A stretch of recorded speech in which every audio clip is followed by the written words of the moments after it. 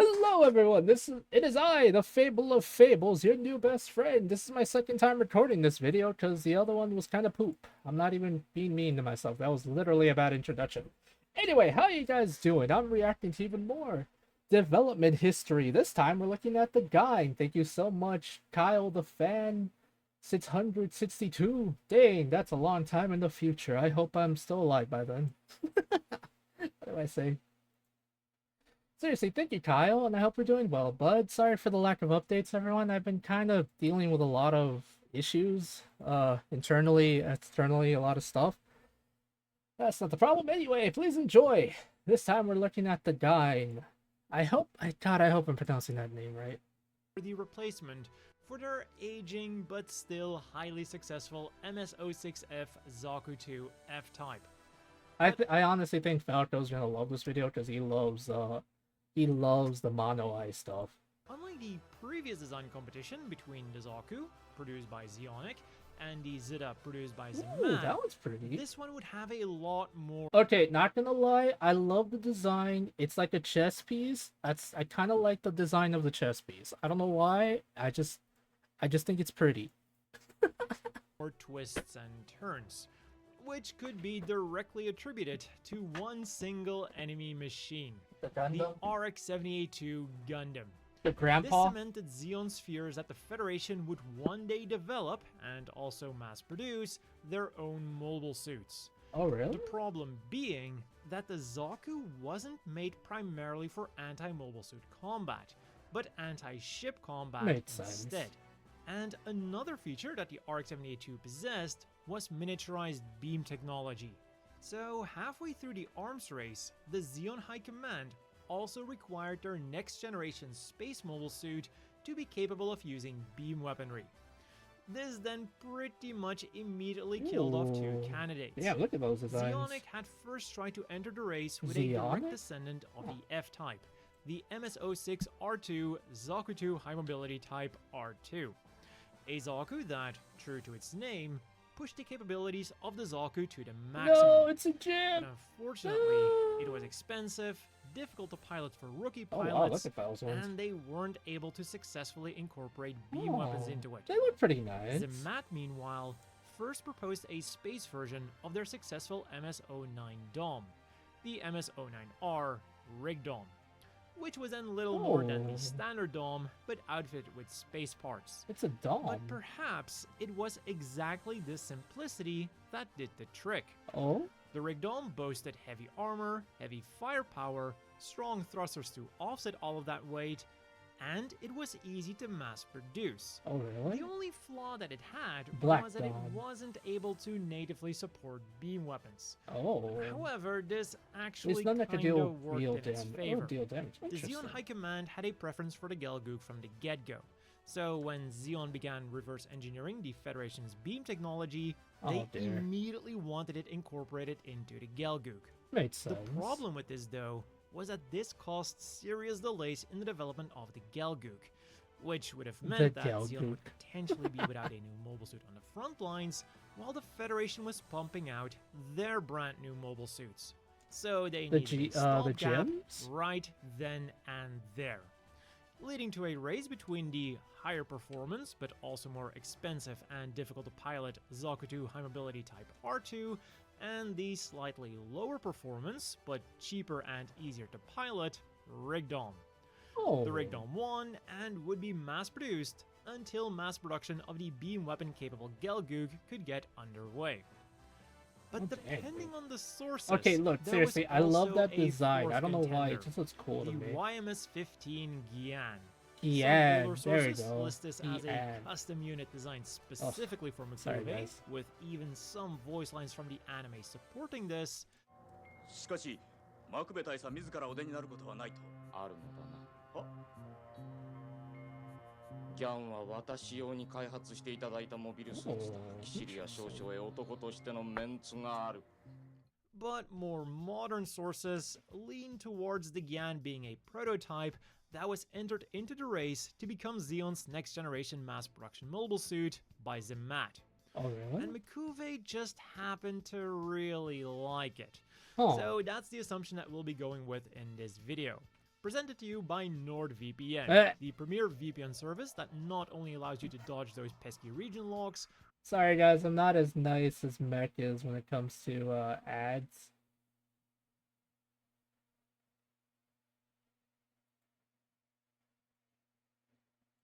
The channel. So, okay, as you I can like the probably design. tell by It's so looks silly alone, looking. The I Gyan's don't main focus know. was close combat. I wanted With the SD of it. Federation's It's first probably no mobile suits SDs hitting of the it. But... battlefield, Xeon realized that the time was now for mobile suits with effective anti-mobile suit capabilities. And Zemat, potentially with some influence from Mikuve, decided to make that the decisive characteristic of the Gyan. A powerful close combat mobile suit that could go up against the Federation's RX prototypes. Or, in other words, a Gundam killer. Oh, wow. As really? such, everything about the design was made to accommodate.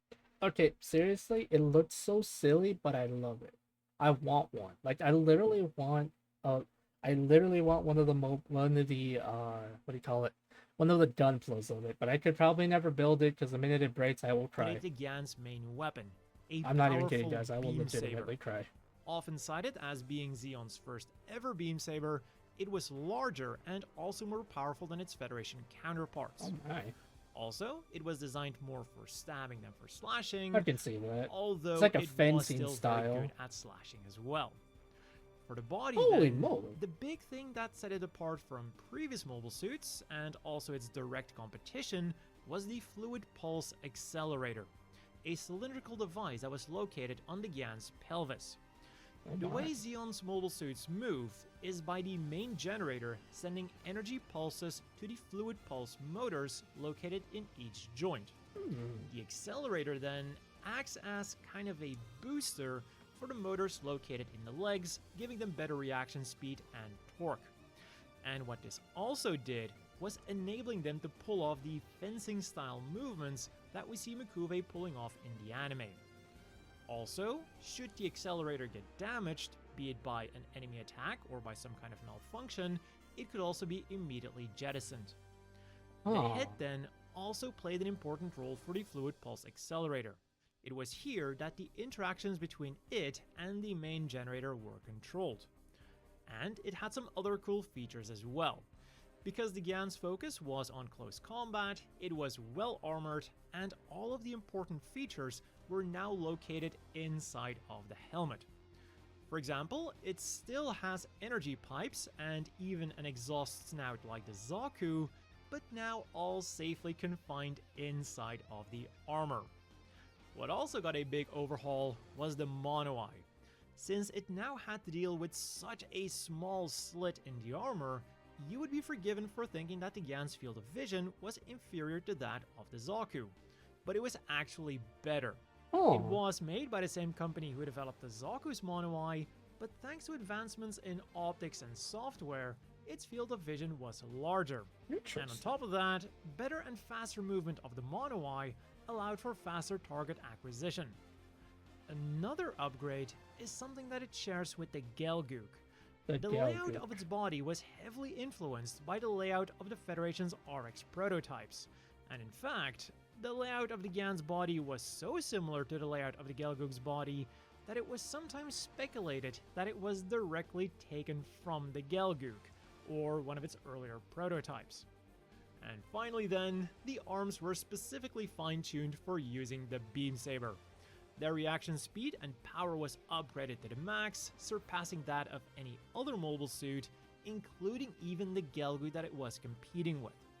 The hands were set to be mostly the same as those of the Zaku 2 though, but with the wrist joints getting a wider range of movement. Yeah, I love how it moves though. To It's wrap so up the weapons fluid. then, it had a multifunctional missile shield, which in addition to functioning as a shield, could also be used to store the beam saber, it could act as a counterweight while using the beam saber, and it came with some built-in weapons. It held 25 hide bomb space mines Holy and crap. 60 needle missiles, which Oh, were damn. small missiles that by themselves weren't very powerful, but could potentially damage exposed joints. Yeah, that were makes also sense. very effective at distracting the enemy. Yeah, that As makes a a lot of result sense, of these actually. extra weapons though, the shield did have reduced defensive capabilities. In an attempt then to push the Gyan as Xeon's next generation mass production space mobile suit, Zemat really emphasized its ability to work together with the Rigdom, which at that point was being mass produced. The Rigdom with its heavy weapons could provide fire support, while the Gyan could move in for the kill with its powerful beam saber.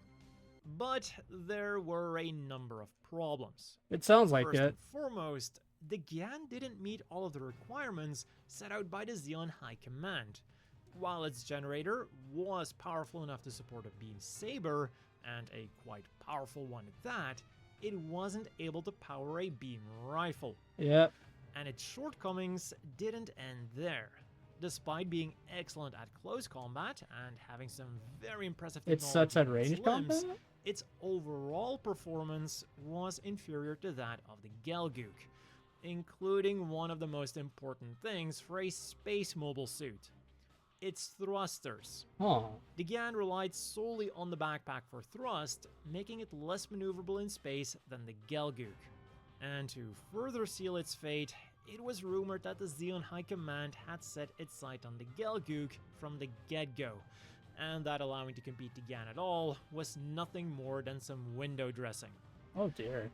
And to make matters even more complicated, the Gelgook wasn't just a purely Xeonic mobile suit. They also got help from MIP, famous for their mobile armors, underwater mobile suits, and beam technology, and Zemat, who helped with the thrusters of the Gelgook. So while the Gelgook was pretty much the culmination of all of Xeon's know-how, combined with some stolen Federation know-how, That makes sense. the Gyan was just the Gyan, and I guess just there to make the Gelgook look even better by comparison. Depending on the source, 1 or 3 units were produced, with one of the units being customized for Makuve's personal use. Unfortunately though, they never mention what these customizations were, so it's possible, for example, that the spike on the Gyan's head wasn't standard, and was instead carried over from Makuve's other personalized mobile suit, the Goof Makuve Custom. But despite not being adopted, the Gyan would receive somewhat of a favorable reputation. Oh really? Makuve, who was not an experienced pilot at all, performed relatively well in his fight against the Federation's most fearsome ace, even receiving praise from the Red Comet himself. Char? Char? Hoping the Gundam would get rid of him for me. No, I'm just playing up a lot of fights. And it Oh would wow, also see some that's further praise. development. Most famously, Yes, its so. characteristics would be combined with those of the Gelgook to create Xeon's most powerful mass production suit ever, the Galbaldi. But for the development history of that machine, you can check out my dedicated video linked on screen and down below. Instead, let's have a look at the YMS-15E Gyan EOS. That one looks machine kind of that cool, followed the actually. theory that 3 Gyan prototypes were produced. One was assigned to Okay, hold on. I like the design. It's kind of cool looking. I don't know why, but it kind of followed is. the theory that 3 Gyan prototypes were produced. One was assigned to Makuve, and 2 were assigned to Cecilia Zabi's mobile assault force. But rather than being used as is, these would be upgraded as a joint project between Zemat and Xeonic, Oh wow. with some input from Makuve himself. To give them better mobility in space, the backpack was replaced with that of a Gelgook high mobility type, and it got new weapons in an attempt to make it more of an all-rounder machine. The shield no longer had any built-in weapons, but it was now much stronger, and it was even made out of new armor materials. And its main weapon was now a beam bayonet. Essentially, it was a beam lance with an underslung beam gun. The Gyan had finally gotten its ranged beam weapon, but it was weaker than the Gelgook's beam rifle, and its effective firing range was also shorter.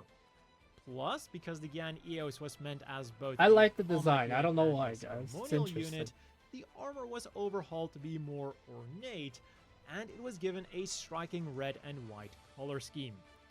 The 2 units would be unveiled at the Xeon capital of Zoom City, and it was hoped that the Gyan EOS would see mass production. But just as the original Gyan, this would never come to be. Oh, dang. They would be used in combat though, and they at least took part in the Battle of Babaku, where they took down a Gym Sniper Custom. No, At not the least one or gym. two Gyan EOSs would then survive the war, Why? and in My baby UC boy. 0090, it would be used by Ooh, that Uber one has Lightning pretty for the colors. Federation Survey Service. This unit was painted in blue, the Xeon emblem on the shield was replaced with a Federation Survey Service emblem, Oh, wow. it got a giant bazooka, and it was Oh. retrofitted with a panoramic cockpit and a linear seat. Also, the name of the mobile suit was taken from the Greek goddess of dawn, which is why the Gyan EOS Eos? was sometimes I nicknamed didn't as know the that. Knight of Dawn. But with the production I of learned Gyan something today, yes. prototypes, we didn't just get 3 completed units, we also got some spare parts. And Oh? according to the Blue Destiny manga, a set of these spare parts, which were meant for Makube's unit, were instead captured by the Federation forces during the war. And they wasted no time trying to cobble them together Oh, under the dear. leadership of Jill Jigra. This new Who in Gyan was the a hell is combination that? of Federation and Xeon technology, and also came with some very different equipment. It now had a more standard shield and a heat lance that could also be stored on the backskirt when not in use. There was only one small problem for the Federation though. Jill Jigra was actually a Xeon spy, Oh, no. and when this restored Gyan was completed, she claimed it as her own.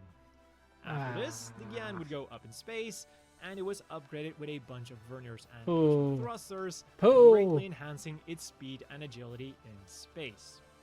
Also, because this That's unit poo. is made out of spare parts, it is not officially counted as being part of the 3 completed Gyans, therefore not interfering with the previously established lore. And talking about Gyan spare parts, Gyan parts would also be used for the Zeta F. But if you want to learn more about that machine, you can check out my video on the Zeta's development history, which I'll also have linked down below.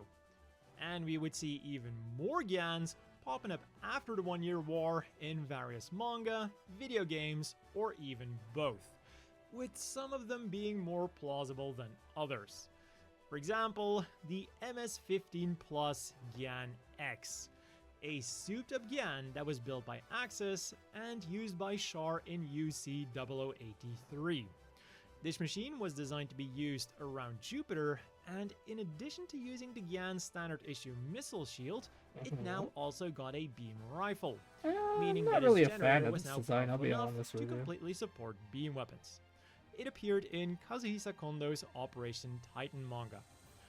Next up, we have the Oh, MS-15K look at it, Gyan it's an Custom or SD. Gyan Kai. It's adorable. But regardless Oh, of how never you wanna mind. It's pronounce not it, as This adorable. was an advanced version of the Gyan built by Axis for yet Look, it's another adorable internal again. arms race. This time, the Gyan would be competing against the Bau, and Oh, wow, things were look at that actually thing. looking It's really good intense. at first. Its maneuverability was excellent, and its overall performance was deemed to be superior to other Axis mobile suits. SDs. For example, the Zusa, the Gallus J, Yeah. and even its direct competitor, the Bau. About. But its main drawbacks remained the same. Just like the original Gyan, it focused only on close-range combat. In its shield, it had a bunch of needle missiles, and that was it for long-range combat. Oh dear. Instead, its main weapon was a large beam sword that was significantly more powerful than the beam sword used by the original Gyan, and as a result, almost every other beam saber at the time. This lack of flexibility would again be the Gyan's undoing, and plans to mass-produce the Gyan Custom were dropped. However, it was set to form the basis for the later R. Jarjam, and it would also make an appearance in the recent Gundam Werewolf manga. Oh wow. Much later then, we would encounter the Ooh. OMS-15 RF. That was kind of cool with like the designs on it by and whatnot. Marzion, also known as the Oldsmobile Army. And as with all of their machines that resembled mobile suits from the old Principality of Zeon, they weren't so much developments from those machines as much as they were replicas built with state-of-the-art technology. And especially the RF Gyan was built with state-of-the-art technology, because it was meant to be used by high-ranking officers and ace pilots. As a result, this machine was expensive to produce and not seen as often as the other Oldsmobile mobile suits. For weapons, it kept the Gyan's signature large beam saber, but instead of a missile shield, it had a normal shield, and it also got a weapon from the Goof, the heat rod, Interesting. which is also its only somewhat ranged weapon. And if I'm talking about the heat rod as a ranged weapon, you know how close ranged focused this machine really was. Also, it had ornate markings on its armor to really drive home the point that this was a mobile suit for the elite of Mars Zeon. Oh dear. And that was it for the Gyan's development history. At least officially. Oh? Because over the years, Oh, really? people have asked, what if the Gyan won against the Gelgoog?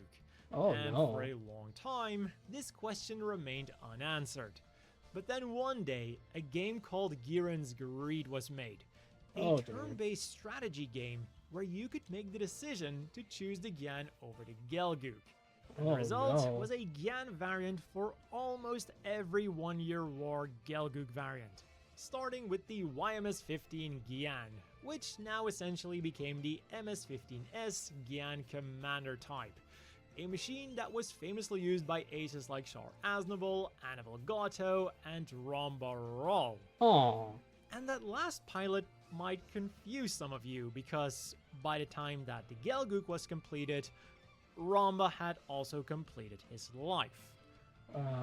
Well, that was because in Gyan's Greed, you can also make decisions that save the lives of many famous characters who would otherwise die, including Ramba Ral and three guys that will become relevant in a second. the Black Three guys Tri-Stars. that became relevant in the But second. before we Alright. can talk about them, we have to talk about the Gyan mass production version, also known as the A-Type. In the first Gyan's Greed game, the only difference between the mass production version and the Commander version was the color. But in subsequent games, the antenna was made shorter to really signify that this was the mass production version, and its color got changed once again. Interesting. The next two variants were more involved than their Gelgoog counterparts.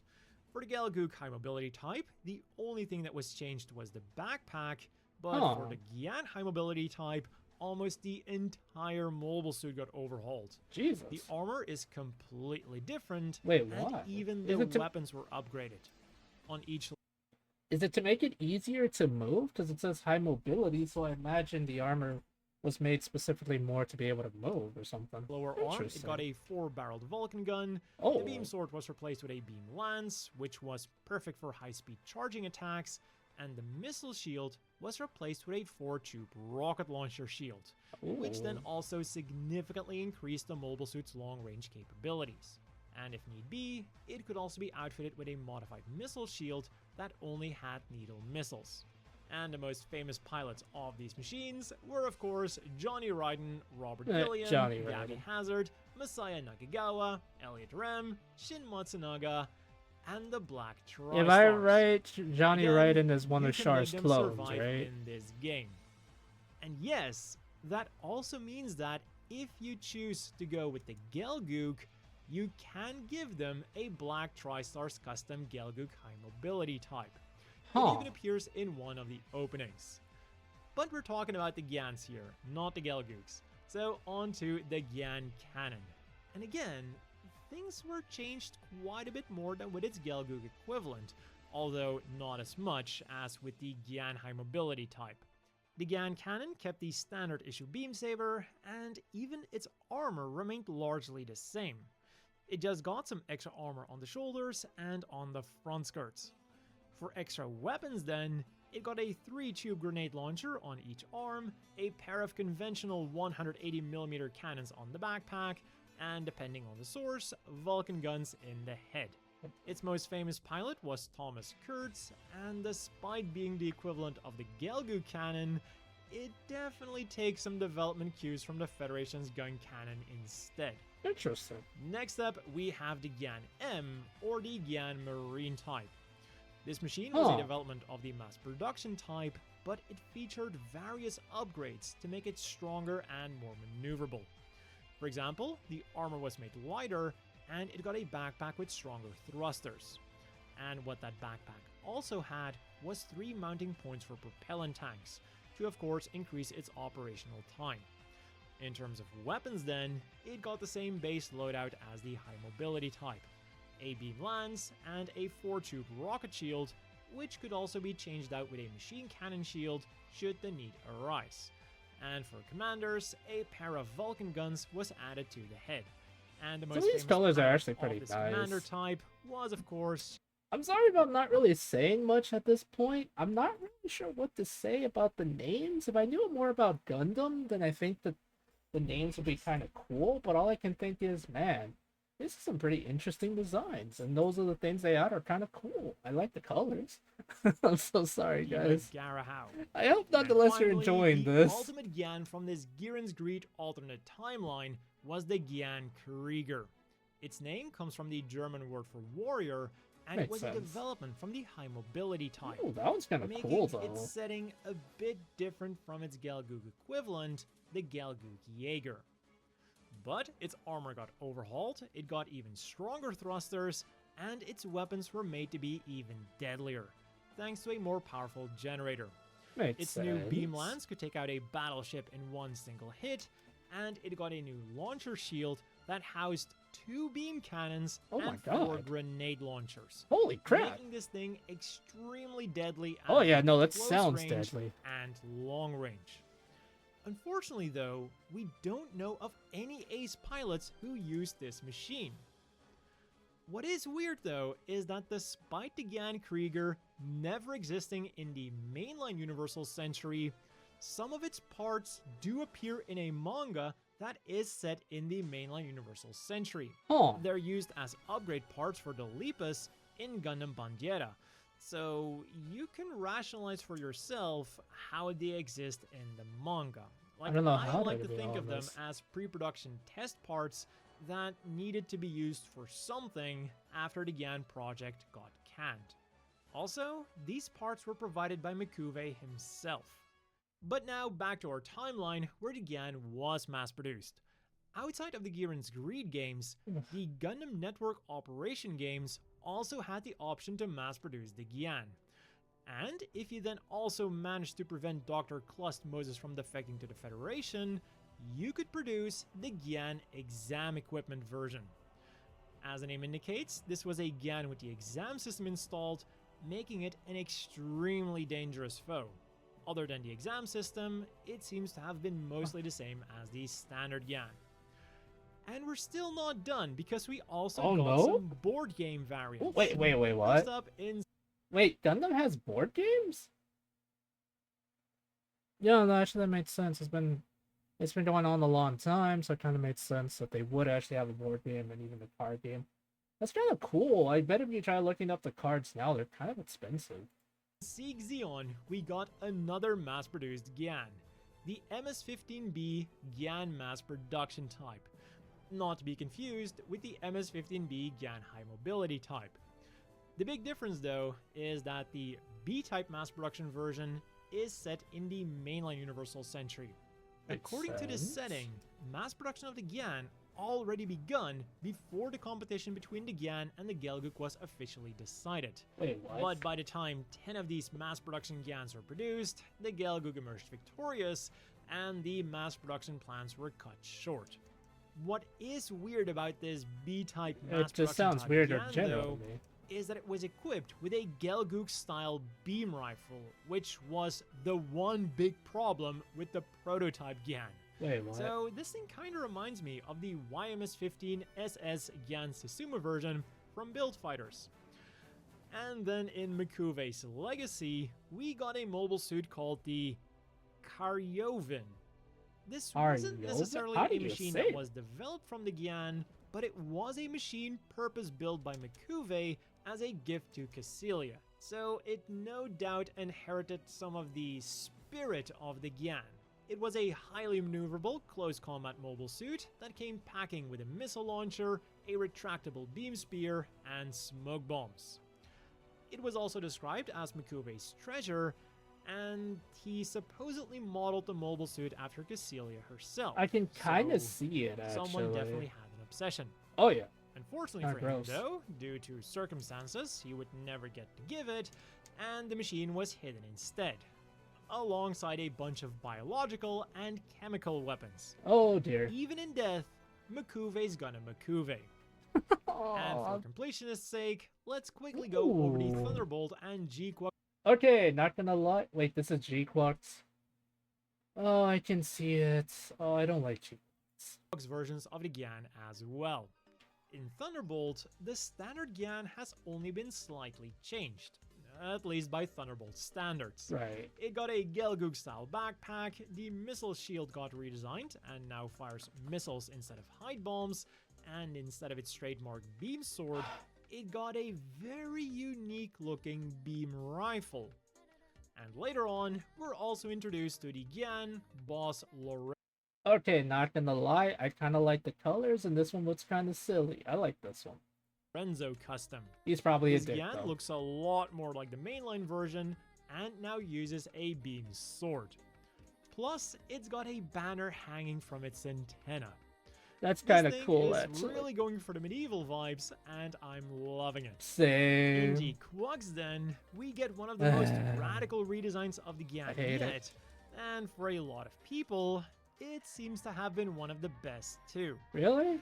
Its standard weapons consisted of 2 high-output beam sabers, a missile shield with 6 missile launchers, and a massive composite weapon system known as the Hakuji. Simply put, this was a giant lance with thrusters on one end for extra mobility and extra penetrating power, and a beam rifle on the other end for extra long-range capabilities. And unlike the mainline Gyan, these machines would see mass production and were assigned to Cassilia Zabi's armored assault force. And these machines would also perform surprisingly well, single-handedly wiping out a squadron of the National Defense Force's Big Zams. The most famous Not the pilot Big of this Zam. Gyan was Xavier I don't know what a Big Olivetti, Zam who is. got his own custom colored unit. And here's a fun fact. Hakuji was actually meant to be the name of the original Gyan, but at some point this was changed. So it is Aw. cool to see this weapon referencing that name change. And that has been all for the development history of the Gyan. This time for real. Are you sure? And you know what? For a mobile suit that was supposedly scrapped after only 3 units had been produced, this has been a remarkably long history. Oh yeah. After seeing the Gyan appearing in G-Quax, I thought why not make a quick video on the Gyan from the mainline Quick Universal video. Century. This is 30 minutes long, brother. Because how long could it be? So yeah, let me know down below what your favorite version of the Gyan was, and whether you're on Team Gyan or Team Gelgoog. I kind of on Team Gyan. Mostly because I like the design. The design's kind of silly looking to me, but I like it because it has Don't like a forget to check out pawn Nordic- knight vibe kind of thing. Alright, guys, if you like this kind of content, do like, comment, and subscribe. It really means the world to me. If you want to help support me, I have a Ko-Fi. Please, I'll leave a link in the description. Please help out if you can. If not, that's completely fine. I only go hungry for 5 days. Christ. No, I'm kidding. I'm kidding, by the way. I have food. I have too much food. So much food. The best food. All the food. I'm kidding, by the way. No, seriously, though. If you guys want to help, that's great. If not, that's completely fine, too. I appreciate you guys. I love you all. I'll see you all later. Bye.